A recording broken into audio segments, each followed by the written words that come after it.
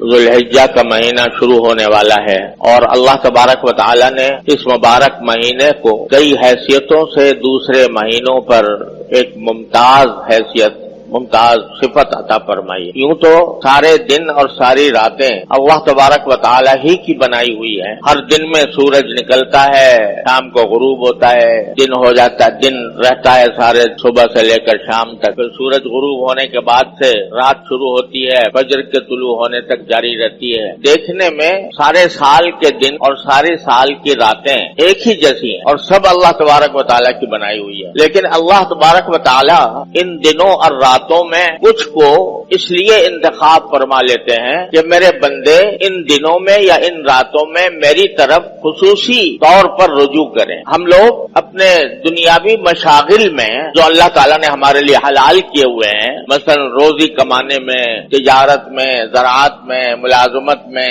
اپنے اوقات صرف کرتے رہتے ہیں، اللہ نے ان کی اجازت بھی دی ہے اور اگر نیک نیتی سے کریں تو انشاءاللہ وہ بذات خود ثواب کے کام ہیں، لیکن ان کاموں میں زیادہ سے زیادہ منہمک ہو کر اور زیادہ مشغول ہو کر بعض اوقات ہم اللہ جل جلالہ کی محبت، اللہ جل جلالہ کی طاعت، عبادت، براہ راست عبادت، اس کو فراموش کرنے لگا۔ اللہ تعالیٰ کی یاد، اس کا ذکر، اس کی تمنا، اس کی محبت، ان جذبات میں ان مشغولیتوں کی وجہ سے کمی آنے لگتی۔ تو اللہ تبارک و تعالیٰ ہمیں اس غفلت سے نکالنے کے لیے اور اپنی طرف بلانے کے لیے، متوجہ کرنے کے لیے، اپنے سے رجوع کرانے کے لیے کچھ دنوں اور راتوں کو کہہ دیتے ہیں کہ یہ میری ہیں، یہ دن میرے ہیں، یہ راتیں میری ہیں، یہ مہینہ میرا ہے، یہ عشرہ میرا ہے، اپنی طرف منسوب فرما دیتے۔ اب رمضان کا مہینہ دیکھیے، مثلا وہی دن ہے، وہی راتیں ہیں، وہی سورج نکلتا ہے، وہی غروب ہوتا ہے، لیکن اللہ تبارک و تعالیٰ نے فرمایا یہ میرا مہینہ ہے، اپنی طرف اس کی نسبت فرما دی تو اس کی شان کہیں سے کہیں پہنچ گئی، اس کی برکات کہیں سے کہیں پہنچ گئی۔ جیسے اللہ تبارک و تعالیٰ کعبہ شریف کو دیکھو، دیکھنے میں تو وہی پتھروں کی عمارت ہے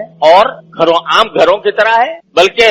عام گھروں میں پلاسٹر ہوتا ہے، اس پر پلاسٹر بھی نہیں ہے، عام گھروں میں روغن ہوتا ہے، اس پر روغن بھی نہیں ہے، لیکن اس گھر کو یہ کہہ دیا میرا گھر ہے، اپنی طرف اس کی نسبت قائم فرما دی تو اس کی شان، اس کا جلال، اس کا جمال، اس کی طرف انسانوں کی محبت اور ان کی طرف قلوب کا میلان ایسا زبردست ہے کہ جیسے مقناطیس لگا ہوا ہے ساری دنیا سے انسانوں کو۔ ایسے ہی اللہ تبارک و تعالی مختلف دنوں کو اور مختلف راتوں کو کچھ اپنی طرف منسوب فرما کر ان کو خصوصی فضیلت عطا فرما۔ تو اب جو ذوالحجہ کا مہینہ آ رہا ہے یہ بھی انہی مہینوں میں سے ہے یا انہی ایام میں سے ہے جن کو اللہ جل جلالہ نے اپنی طرف منسوب فرما کر اس کو خصوصی تقدس عطا فرما دیا اور اس کی خصوصی فضائل بیان فرمائے۔ کیوں؟ تاکہ ہم لوگ جو دنیاوی مشغلوں میں الجھے ہوئے ہیں، منہمک ہیں، وہ ذرا لوٹ کر تھوڑے عرصے کے لیے اللہ تبارک و تعالیٰ کے ذکر میں، اس کی یاد میں، اس کی محبت میں، اس کی طاعت میں اپنے آپ کو مشغول کریں۔ ایسا یہ ذوالحجہ کا اور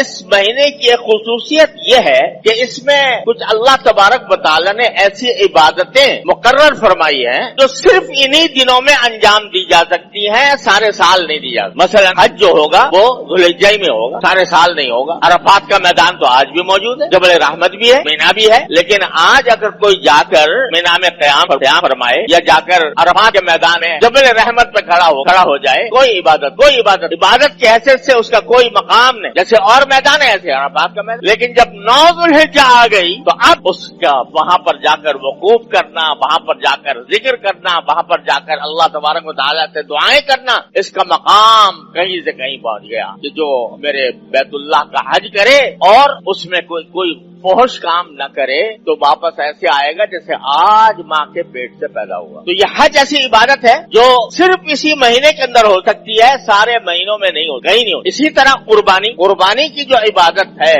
وہ انہی 3 دنوں کے ساتھ خاص، 10 ذوالحجہ، 11، 12، بس ان 3 دنوں میں آپ جتنے بھی جانور قربان کریں گے اللہ تبارک و تعالیٰ کے لیے تو اس کے خون کے برابر गुनाह माफ होंगे और एक कुर्बानी का सवाब रसूल करीम सल्लल्लाहु अलैहि वसल्लम फरमाते हैं कि अभी खून जानवर का जमीन पर नहीं गिरा होता, उससे पहले ही अल्लाह तबारक व तआला की बारगाह में पहुंच जाता है। तो इतनी बड़ी फजीलत है। लेकिन ये 3 दिनों में है, बाकी दिनों में अगर कोई आज जानवर लेकर ज़बह करे, कोई इबादत ज़बह कर सदका बेशक कर सकता है, यानी गोश्त का सदका कर देगा, सदका करने का सवाब मिलेगा, वो किसी वक्त भी हो सकता है। लेकिन कुर्बानी जो नाम है गले पर छुरी फेरने का, गले पर छुरी फेर के जानवर को ज़बह करने का, ये इबादत सिर्फ 3 दिनों के साथ मखसूस है, 11, 12, 13, 10, 11, 12, उसके अलावा नहीं। ये भी इस महीने की खुसूसियत है और महीनों के अंदर कभी भी नहीं हो सकती कोई कुर्बानी। और इसी तरह अल्लाह तबारक व तआला ने तकबीर तशरीक मुकर्रर फरमाई, अल्लाहु अकबर ला इलाहा इल्लल्लाह वल्लाहु अकबर वलिल्लाहिल हम्द। ये तकबीर तशरीक 9 जुल्हिज्जा से फजर से शुरू होती और 13 तारीख की असर तक जारी रहती, हर नमाज के बाद बुलंद आवाज ये तकबीर कहना वाजिब है। अल्लाहु अकबर ला इलाहा इल्लल्लाह